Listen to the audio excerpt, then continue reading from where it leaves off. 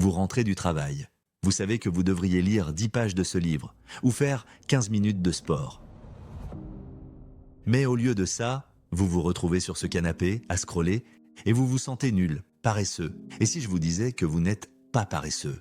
Le problème, ce n'est pas vous, c'est votre environnement. Dans Atomic Habits, James Clear révèle que les gens disciplinés n'ont pas plus de volonté que vous.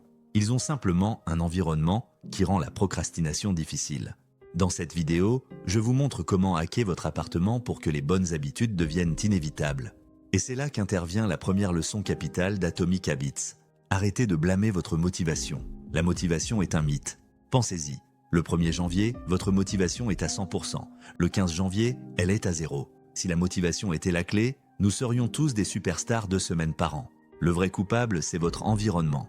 James Clear est formel, les gens qui ont l'air disciplinés n'ont pas plus de volonté que vous. Non, ils ont simplement conçu un environnement où la bonne habitude est plus facile que la mauvaise.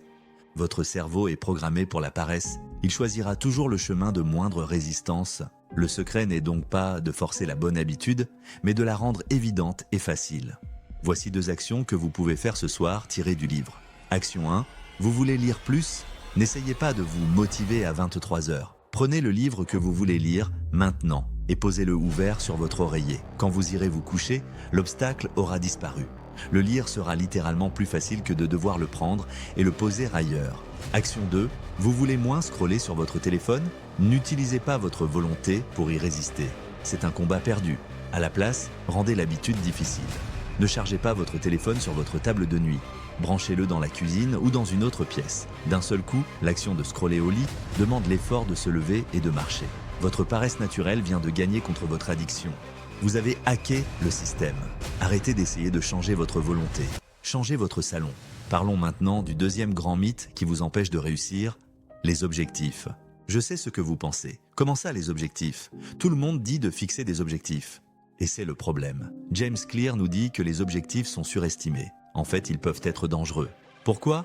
Parce que les gagnants et les perdants ont exactement les mêmes objectifs. Tous les coureurs d'un marathon ont l'objectif de finir la course. Tous les candidats à un emploi ont l'objectif de l'obtenir. Si l'objectif était la clé, tout le monde réussirait. L'objectif vous dit ce que vous voulez. Il ne vous dit pas comment l'obtenir. Ce qui différencie les gens, ce ne sont pas leurs objectifs, ce sont leurs systèmes. Un objectif est un résultat ponctuel. Un système est le processus que vous répétez chaque jour. Votre objectif, c'est de perdre 10 kg. Votre système, c'est de marcher 21 minutes chaque jour après le déjeuner. Votre objectif, c'est de lancer cette chaîne YouTube. Votre système, c'est d'écrire 30 minutes chaque mardi et jeudi. Votre objectif, c'est d'être millionnaire.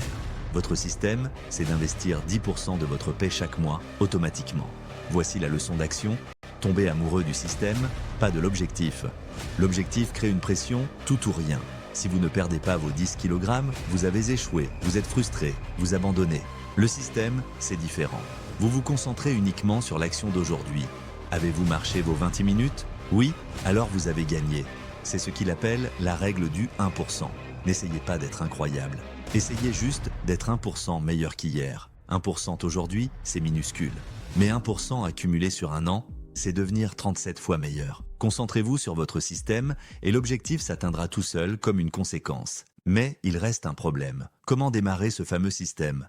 Même marcher 22 minutes, c'est parfois trop. C'est là qu'intervient la 3e et dernière leçon, la plus puissante de toutes. Nous y voilà. Il reste l'ennemi numéro 1, le démarrage. C'est ce moment précis où vous savez ce que vous devez faire. Mais vous n'y arrivez pas. L'action vous semble trop grande, mais trop fatigante. C'est là que James Clear nous donne la 3e leçon, l'astuce la plus puissante d'Atomic Habits, la règle des 2 minutes. Le principe est simple, toute nouvelle habitude doit prendre moins de 2 minutes à démarrer. C'est tout. Pourquoi? Parce que le secret n'est pas de faire l'habitude, le secret c'est de maîtriser l'art de se lancer. Votre cerveau voit une tâche de 30 minutes comme une montagne, mais il voit une tâche de 2 minutes comme une formalité. Voici comment vous devez tricher avec votre cerveau.